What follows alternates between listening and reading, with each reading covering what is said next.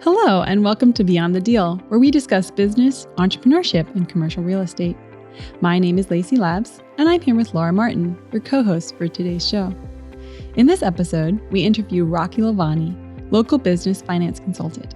Rocky is an entrepreneur, real estate investor, and is very involved in the local community. He also has his own podcasts called Richer Soul and Profit Comes First, where he hosts many well-known business owners and professionals to talk about business and finance, as well as life, goal setting, and living well. Tune into this episode to hear more about Rocky's entrepreneurial journey, his business and real estate experience that he shares, his future plans in business, and what advice he would give to younger entrepreneurs and business owners. So Rocky, welcome to the podcast. It's great to have you on. Thank you so much for having me. Yeah, thanks for being here. Let's just get started with you telling us a little bit about yourself, your background, and how you got to be doing what you're doing today. So way back when, I was very entrepreneurial as a kid. Always figured out how to make a buck. We lived just outside of New York City. I'd go into the city, I'd buy stuff, I'd split it up, I'd sell it to all my friends for 100% markup and to the teachers at school and so forth. So I always just had this ability to kind of earn and make money. And I was also a tech geek. So, you know, you're talking about the early days of computer when Apple first came out with their computer. And I got one way back when. And one of the first programs I really learned to use was a program called VisiCalc, which is it's the precursor to Lotus, which is the precursor to Excel. Okay. So, you know, I just kind of fell in love with spreadsheets. And even in high school, they were taking me into these companies going, teach the accountants how to get off of paper and onto spreadsheets. And then in college, you know, I got a part-time job in the bank and they're like, you know how to do this? I'm like, yeah. And they go, just go build us spreadsheets. I'm like, cool.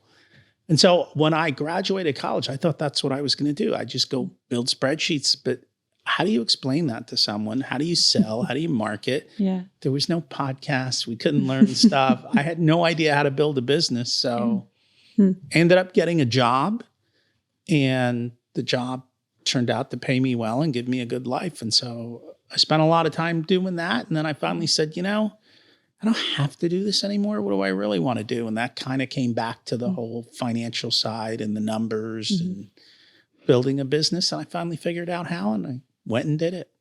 So your first career that you retired from, was it always in the pharmaceutical drug sales? I was always in sales. My first job was not in the industry, but we were selling into the industry. Okay. Meaning we were still selling to doctors, hospitals, along with other categories. But what happened is the industry was stealing all my sales reps. I'm like, I'm just tired of fighting. Why don't I just go join them? Yeah. It was not what I wanted to do, but they paid really well. And I quickly learned I didn't have to work very much. So I was like, hey, you know, if you give me freedom and money, thank you. I'll play this game for as long as it works. And it worked for a long time. Well, when I met you, so our kids were going into kindergarten, and I knew Dolly worked, but I didn't realize that you worked, because honestly, he was like the class parent. You did, which is amazing. All the field trips, all the important events in our kids' lives when they were little, you were there. I was. So it afforded you that flexibility. And that was the whole reason I kept doing it. I was like, wait, I want time freedom. I want to be able to be there for my kids. And it also gave me the money to do it.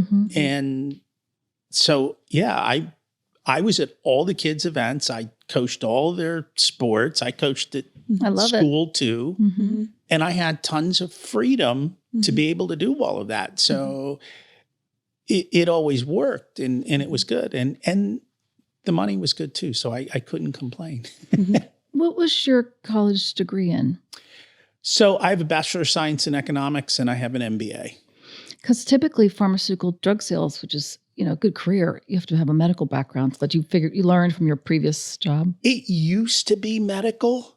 And then right about the time that I got in, they learned that sales was more important than, they switched their business model. Okay. They wanted salespeople. They wanted people to push drugs, which I had a big struggle with too. So I would just only work for the types of drugs that I thought actually made a difference. And I never said, hey, you should give this to your patient. I'm like, if this makes sense, let's do what's appropriate. That's great. So it worked out well. Mm-hmm. Nice. Awesome. So how did you make the transition? Like, how did you know what to get into? You said back before you got the job, you knew you kind of wanted to be entrepreneurial. So what led to you? So the whole entrepreneurial thing came down to wanting to be wealthy. Mm-hmm. As a kid, I always wanted to make money and enjoy life. Mm-hmm. And I didn't realize till much later in life that people didn't learn about money. Like we learned about money at home. It was a natural conversation within the community to have money conversations. My degrees were all financial based. I started playing the stock market and doing all these things from a very young age. And I literally understood the math of, okay, you get on Excel, you can sit down and do the math in 5 minutes. Well, if you do this and the return is this, over this much time, you're guaranteed to be wealthy. Mm-hmm.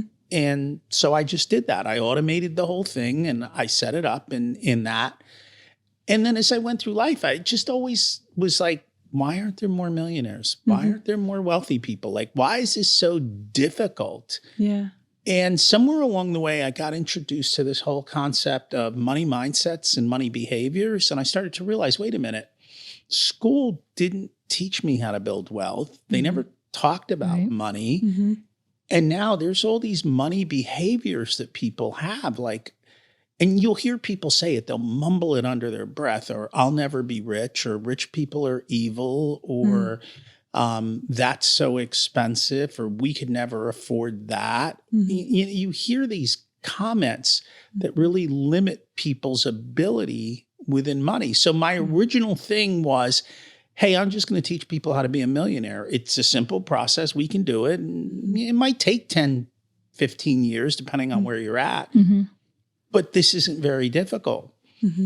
And I learned something, and I learned later that Warren Buffett actually knew this. He goes, nobody wants to get rich slowly, right? Everyone wants to get rich this weekend. I'm like, I'm not going to teach you how to get rich this weekend, but I will teach you how to build wealth. There was no interest. So even though it was needed, and there was finances behind it, people really weren't willing to pay for that. And so that was like that whole thing of trying to build this business around that. That's when I went to Dave Ramsey. I quickly learned broke people are like, I don't want to be around like that. They have no money to pay you. Yeah. I couldn't get I'm like, how am I ever going to make money at this? This isn't going to work. So it took a lot of iterations, which then introduced me to that book, Profit First. And in the book, the thing that came out was business owners didn't look at their financials. I'm like, what do you mean? You're a business owner. You understand the business of business, right? And they're like, no, business owners went into business to do what they loved. And accounting was not on the list. And looking at financials wasn't on the list. And I was like, wait a minute, is this true? And I literally spent the next, I think, 2 or 3 years just figuring that out, testing the market and seeing if that was real. And I found out it was. And then throughout that whole time, all of a sudden the industry shifted. I went through that once about 8, 9 years ago, where what happens is a company loses its patent. And so they lose $1 billion+ They have no replacement. They start to behave a certain way. Yeah. And I went through that once. I left the company. And I saw the writing on the wall again. And I was like, I am not doing this dance again. It is time to go. And so I left and I partnered and got certified through Profit First. And I just said, I'm just going to start my business and do what I love and we'll figure it out. Because the second half of that was, well, if I go get another job and stay in the industry, am I going to have regrets?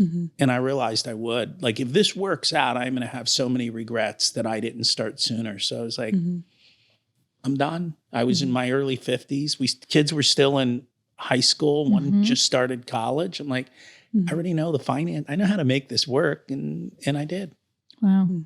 Cool. So what gives you passion for it? You clearly are passionate about this. What is it that you love about it? So for me, numbers tell me stories, right? I can look at an Excel sheet and I can see a story inside of it. I can see patterns. I can see, oh, Well, no wonder there's a problem. It's right there. So it's a skill set that I didn't realize was valuable, right? Going back 30 years ago, right? Yeah. Like, oh, there's value in this, and this is not something that everyone can do. And that was a little bit like, interesting. It's always a problem, right? So it's a problem that I can solve. I love solving problems. So it's the fun of something always different, and it's helping people make money. So, it comes back to, how do you build wealth? How do you help people make money? And at the end of the day, if you realize it, small business owners are what drive the economy. Every large business started as a small business. So I get to have fun with people who actually take action, which was the other thing that I realized, that most people don't take action. Actually, that was my post on Facebook this morning. I don't know if you saw that. I did not. But people just don't. But I found that business owners take action, and I kind of found that accidentally. And I'm like, okay, I now have people who are willing to pay, who need help, that I have a skill. Like, we found this match of everything kind of coming together, and I enjoy it. So it's fun. Yeah. How are you marketing and advertising your skill set that you're, Number one, marketing is this right here, right? I have 2 podcasts. So you have 2. I have 2. So on my podcasts, I go on other podcasts. So that's one channel of marketing. Second channel of marketing is networking, going out to events, different types of places. So the networking. And third is client and referrals. So all 3 of them are always going in the background. And I can never tell which one is going to hit this month, but somehow between them they hit, and they all kind of interweave together, because people might meet me and then they go listen to the podcast for 3 or 6 months. I'm not doing anything different. I'm not hammering them with, 20 boring emails a week that they don't want to read. People are opting in and saying, hey, there's valuable content here. I want to listen and learn. And there's a certain thing, these are the little things you pick up. When you're sitting in someone's head for 30, 40, 50 hours, they become your friend. You don't know them, but when they show up on my calendar, it's just a question of, can you help me? And what's my monthly going to be? And can we make this work? Wow. So do you have any patterns or trends in the types of businesses and people that you tend to work with, or that are a good fit for you? Like, what does an ideal client look like for you? So an ideal client knows how to generate revenue. Okay. Most of my clients are 7 into 8-figure business owners. Some of them are 6-figure business owners. But generally it's that 7 to 8-figure business owner. B, they know how to show up on time. In the world of Zoom, right? We start on time, we end on time. And so they have to be somebody who's willing to do that. No excuses.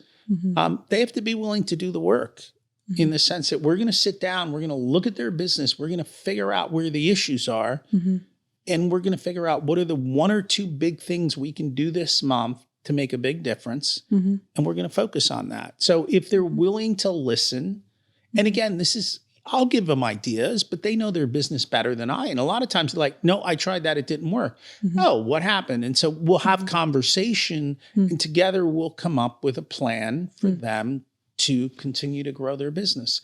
But a lot of it is just, I think the thing that was most shocking to me is that most business owners don't have a good idea of where their financials are. They don't have good bookkeeping, and they for sure don't have a scoreboard. They don't know what's going on in their business. It's always a surprise at some point in the future. And by the time they know, they're like, well, that was nice that happened 3 months ago, but it's today and I need to look forward. So what do I need to do today?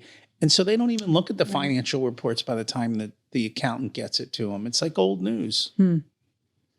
Do you find that there's traits that you're seeing in successful people that you're coaching that, there are some top things that you can think of that they all kind of have similar traits and of things they do or their behaviors? Or is it all different? No, I mean, people are all over the board. It really kind of depends where they are on their journey. I think the biggest thing is somehow they're learning, right? Whether some people like books, some people like audio, some people like podcasts, some people go to events. Somewhere, somehow, they're always invested in trying to figure out how to improve. So a lot of times we're reading like Atomic Habits, and They Ask You Answers, a wonderful book. I love it. I've heard him speak live. And we talk about that as, hey, there's a great way to build your business. And it's just knowing that. So A, I think they're willing to learn. B, as I said, they know how to generate revenue. A lot of them are allergic to the financials. They just don't like when they look at numbers and go, I have no idea what this says or what to do about it. And I think it's being okay accepting that. It's like, hey, that's not your skill set. You can't wear every hat in the business. Wear the ones you love.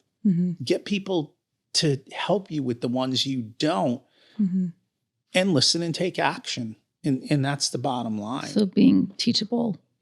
Yeah, being coachable and being willing to do things differently and not making excuses. And people, because they come from the podcast, they will know, hey, this is the kind of person I want to work with. And it's that we don't believe in grinding it out and 10X and all that crazy stuff. You know, work less, make more, be with your kids and family, right? That's what it's all about. Well, and you have 250. How many podcasts do you have now? Do you know? Richer Soul is pushing 400. Wow. I think we're in the high threes, and Profit Answer Man's just over 200.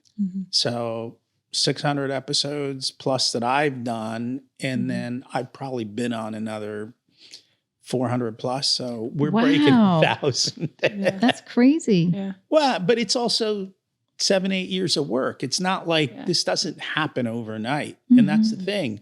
It's the consistency of showing up time and time again. That's my superpower. I consistently show up and do the work. I always, beginning of the year, you usually have a post about the gym. It's all crowded and then it's empty a few weeks later. Well, that's what I put. This morning it was empty. I'm like, and when I do my talks, my live talk, I actually start with a picture of my gym. And I ask the question, what's the heaviest weight in the gym? And everyone's guessing different things. You get answers all over the board. I'm like, showing up is my guess. Huh?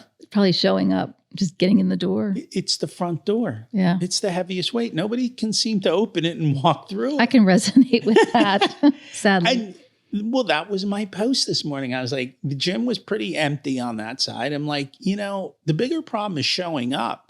Racking the weights is easy once you get going, but you got to show up. And that's the same thing in my life. I've noticed for me to get started takes so much inertia to get over it. But once I get going, then it just takes off and it's easy. Like it took me forever to start buying all my real estate. I had a realtor's license when I was in college.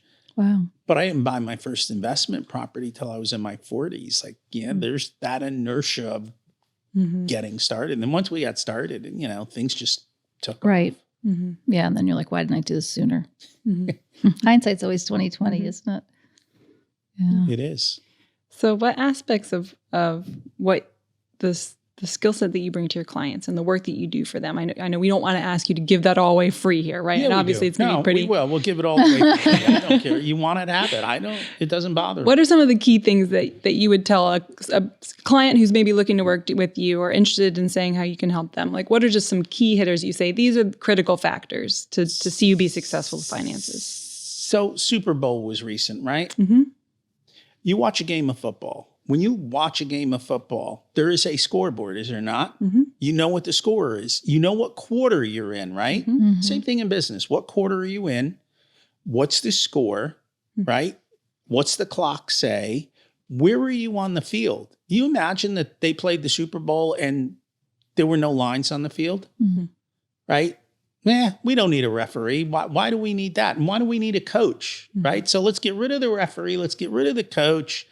There'll be no whistles. There'll be no scoreboard. I am sure the whole world is going to tune into that game. Chaos. Right? And how many people do that in their business? Right? Who's your referee? Who's your coach? Where's the game plan? Where's the scoreboard? How do you know if you're winning or losing? And what we do is we look at the entire business and we put it to a scoreboard.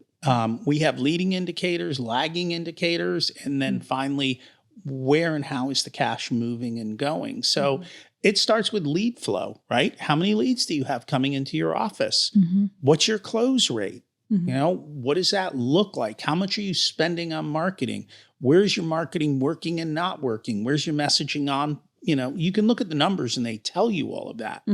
So the first bucket is, what are we doing to generate revenue? Now, once you make revenue, the second bucket is, where's all my money leaking out? Correct? What, you know, you've got employees, marketing, overhead, loan payments, all that stuff is leaking out. And that's basically, you know, those two buckets give you your profit and loss.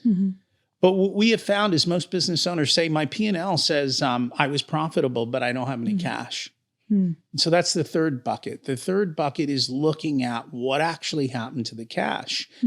And all these accounting reports were designed for accountants in the IRS and for Wall Street. They weren't designed for business owners. Right. All the cash disappears in the third bucket. It could be inventory. It could be accounts receivable. It could be loan payments. It could be owner draws that don't show up anywhere else, or the owner excessively spending money in the company for things that are tax deductible, because, you know, it's a tax deduction, so I'll just buy that. Right. You know, these are the decisions. So where is all of that happening? And we can lay the whole thing out. We can look at it. We can see where the actual problem is, where we can make the smallest amount of change to bring a big outcome to the lever. So there are a lot of things that you can do where you can make 5 or 10% changes that double your profit. But you got to know how that lever works. You have to have the data to be able to examine that. And you have to build out the systems to do that. So that's what we help them do is build all those dashboards, create a custom dashboard for that specific business and what drives it. Because you can have two businesses in the same industry with two totally different business models. So each one's going to need its own kind of scoreboard and dashboard. So we help them put that together, and then we are constantly measuring everything from the leading indicators to the lagging indicators, and then profit and cash flow. So, you know, for a lot of my larger businesses that have longer term production and so forth, we can sit down. It's February, and I'm like, hey, your cash flow is good through June. You're good. This is what you need to do, and your lead flow looks good, that we'll be able to finish the rest of the year and you'll hit your goals. And it's February. And we can start to look at that and go, hey, things are going well. Or we know there's problems, but when I know there's a problem in 4 months, I have a lot of time to do something about it. I can solve it with the least amount of effort. I like that football analogy. That's a good one. Yeah. Makes a lot of sense. Most of your clients, I mean, I'm guessing you have a mix of some are profitable, some aren't, some just want to improve. It depends where they come to me, right? So some come to me because they're in the hole. And at that point, depending on your business, it might be a struggle to get you out of the hole. Again, it comes back to, we're not going to do anything overnight. Depending on how far in the hole you are, we can get you, hopefully, if we can get cash flow going, we can get you there, but it's going to take 2 or 3 years. And if you've got a ton of debt, it's just going to take time to pile out of that. That's the reality of it. I have other people who come to me because they're alone. A lot of business owners don't have anyone to talk to finances about. They want a second set of eyes. They want to make sure they're making the right decisions. They want those types of things.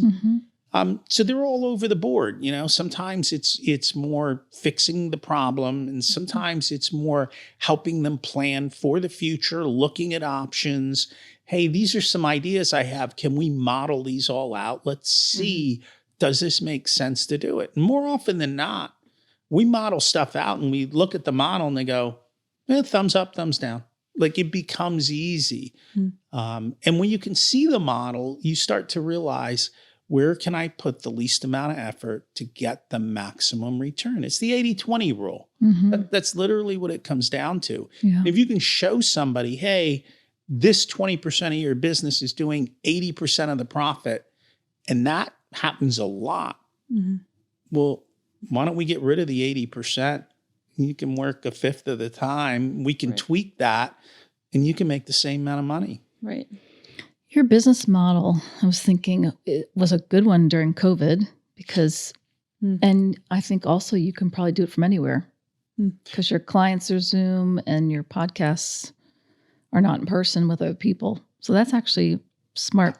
We built that. I reverse engineered it because I realized, if I have a 1 hour client meeting and I got to drive to them for 30 minutes and come back for 30 minutes, even though it's 30-30, and essentially I blocked out 3 hours. We're on Zoom. I can do 3 clients in 3 hours. That's amazing. And then I'm done, right? Because everyone else might be able to see essentially, well, you have a morning client and an afternoon client and lunch and some stuff in between. The most you can do is 2 clients, and people move appointments. Now you're totally screwed. Whereas with me, it was properly building the business model to suit me. Have you considered writing a book? No. I mean, I've known you a long time and you have a lot of wisdom. You know what?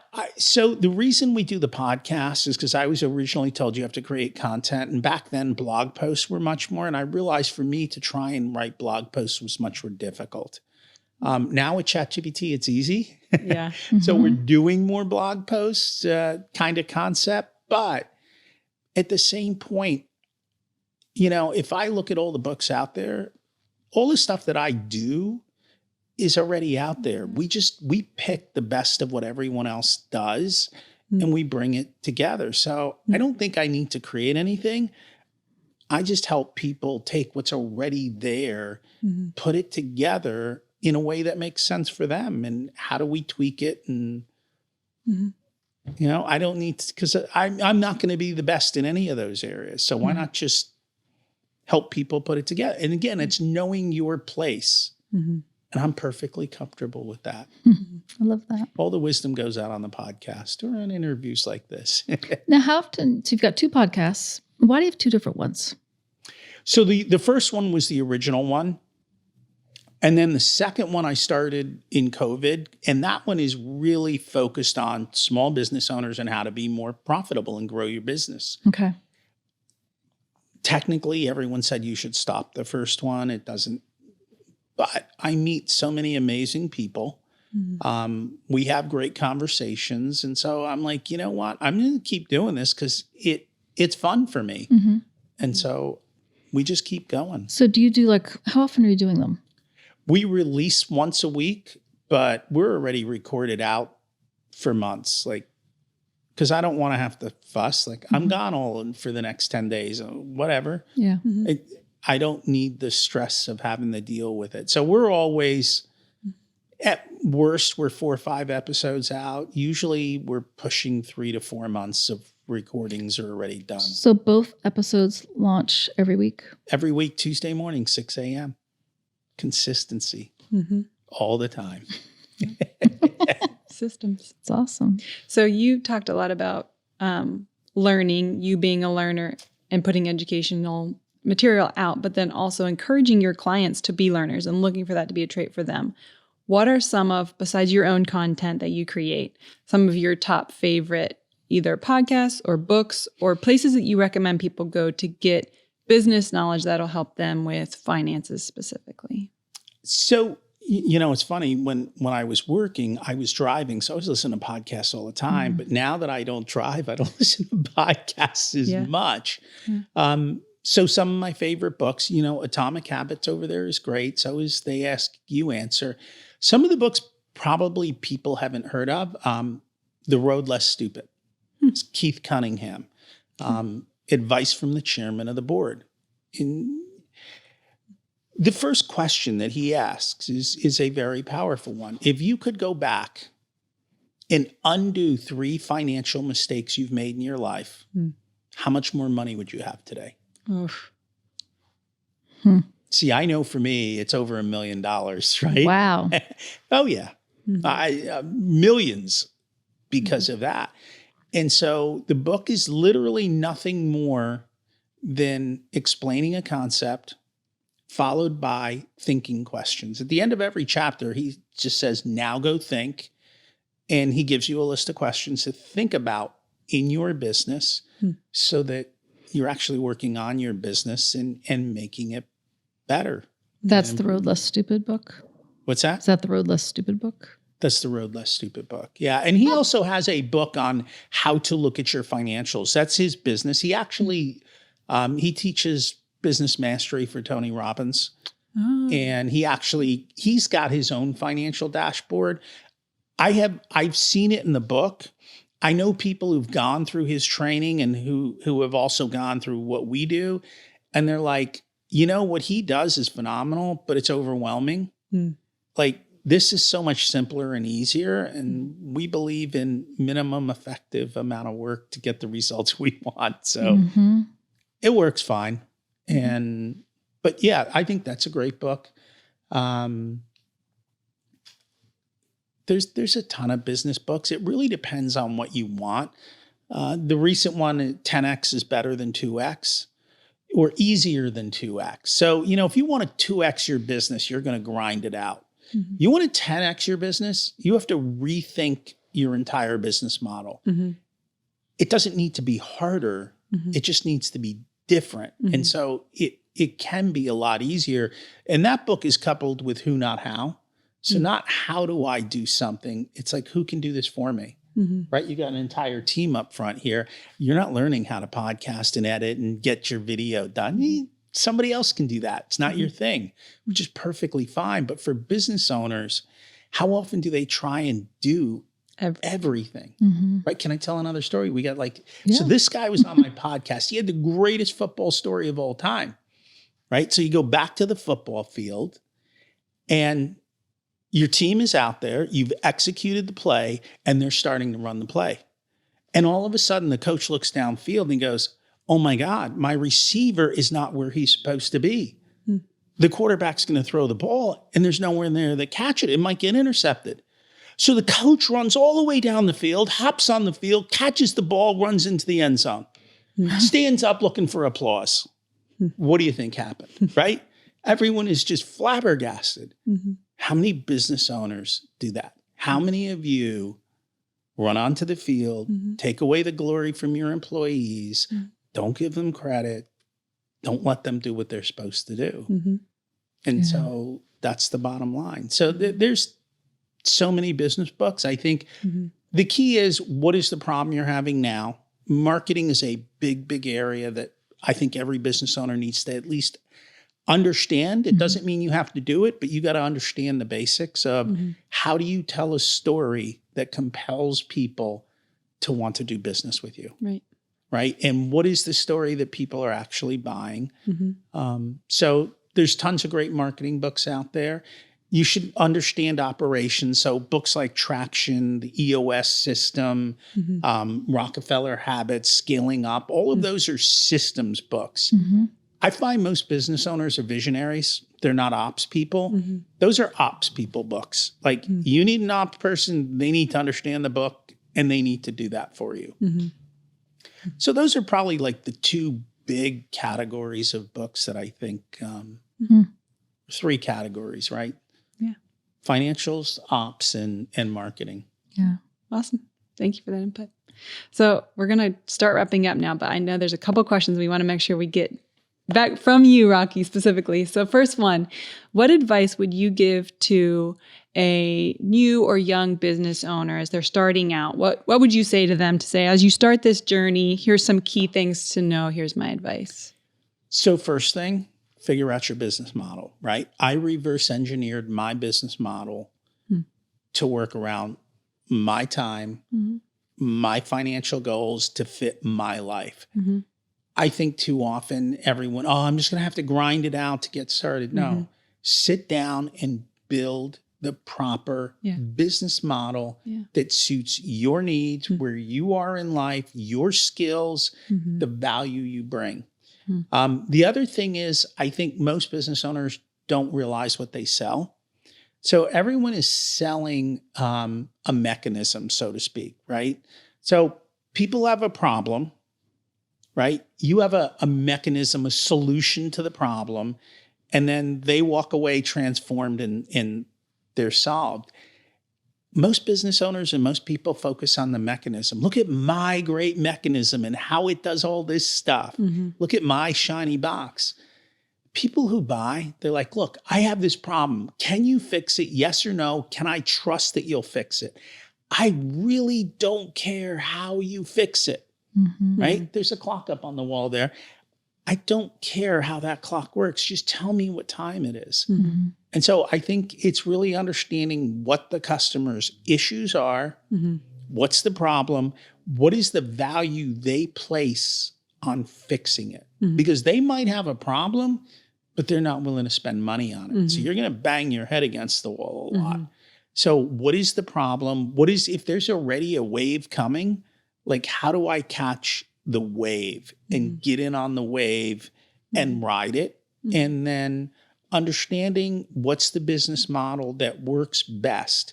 People don't realize this. Growth leads to bankruptcy. Number one reason, because they outgrow their cash flow. Mhm. And if you get ahead of your cash flow and you don't have money to pay your employees and your loan payments, and the bank starts looking at your ratios and they go out of whack, you're done. Mhm. Your business is closed.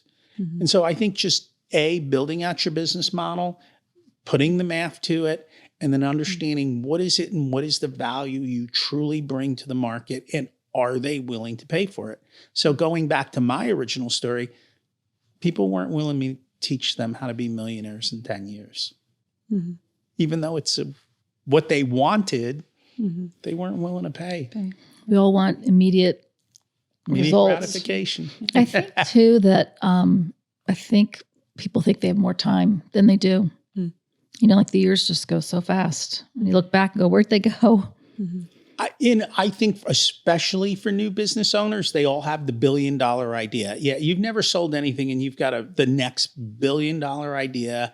I think people think everything is going to happen immediately. And the reality is we overestimate, how quickly we can get stuff done. And then we underestimate the long-term success we can have. Mhm. So I think most business owners just don't realize.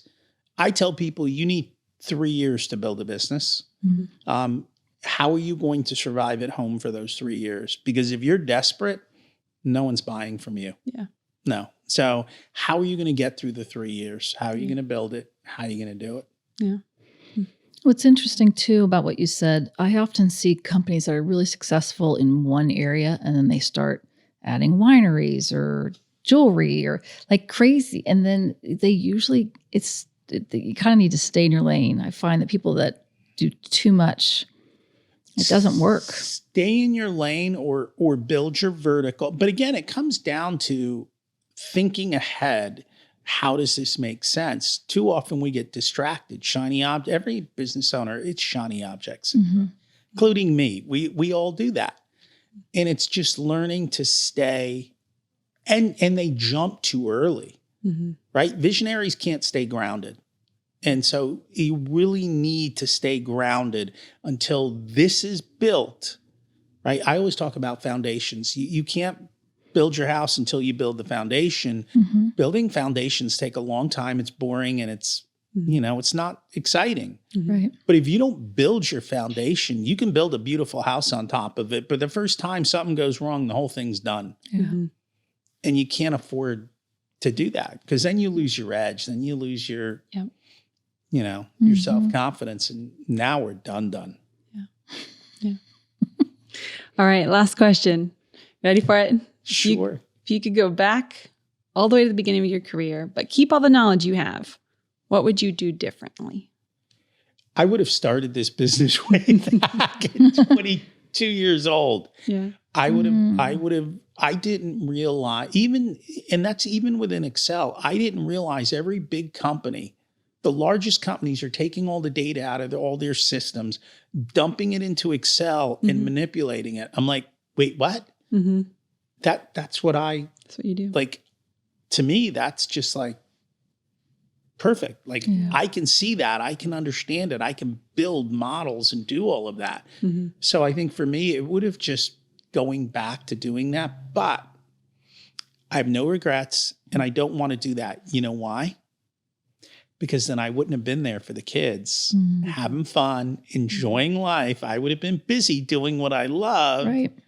And there's a trade-off to that. And so I'm perfectly content the way it turned out. Well, you and Dolly, you've done a great job giving your kids experiences. Because I remember I was at Seth Godin at Hershey, and I think he even mentioned Gita from the stage. So the Seth Godin talk was at Hershey, and the ticket was $150. So I said to my kid, she was a fan of Seth Godin. She'd read some of his stuff. I said, I will take you to Seth Godin, one condition. You have to email Seth. She hemmed and hawed for a little bit, and I helped her write the email. And we taught them how to write persuasive emails. And even at school, they were taught this, right? Right. Yeah. She emails Seth. I think within minutes, she got a response, right? Wow. And it was basically, she said, hey, Seth, I'm going to be at the event. Looking forward to excited fan. He got back and said, great, love to meet you when you come up. And he was doing a book signing. And she waited till last so that she wouldn't be rushed. And she went up. And Seth looks at her and goes, so you like volleyball? And she's like, wait, what? I didn't say anything about that. And she's like, how'd you know? He goes, well, I Googled you. Right? Wow. So it taught her a couple of things. A, you can reach high.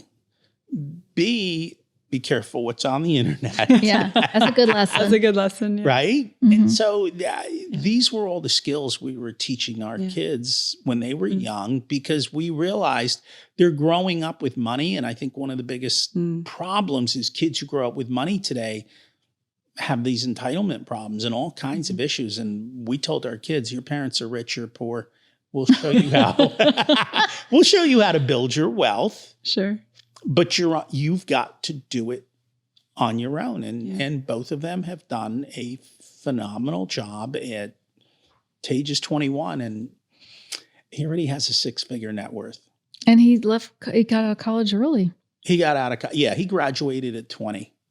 He worked for Google when he was 19, graduated, and tech went down, but he still found a phenomenal job and doing well. And he's awesome.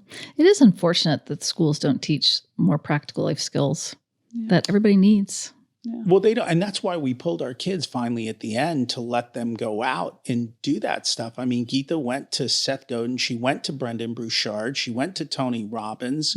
She was going to adult event. Like she joined HYP and she went and did stuff with their types of events. Instead of hanging out with high school kids, she was having conversations with young women going, hey, what are the biggest regrets you had from 7-8 years ago? And so she was learning how to take the road less stupid. That's so great. I love that. Yeah.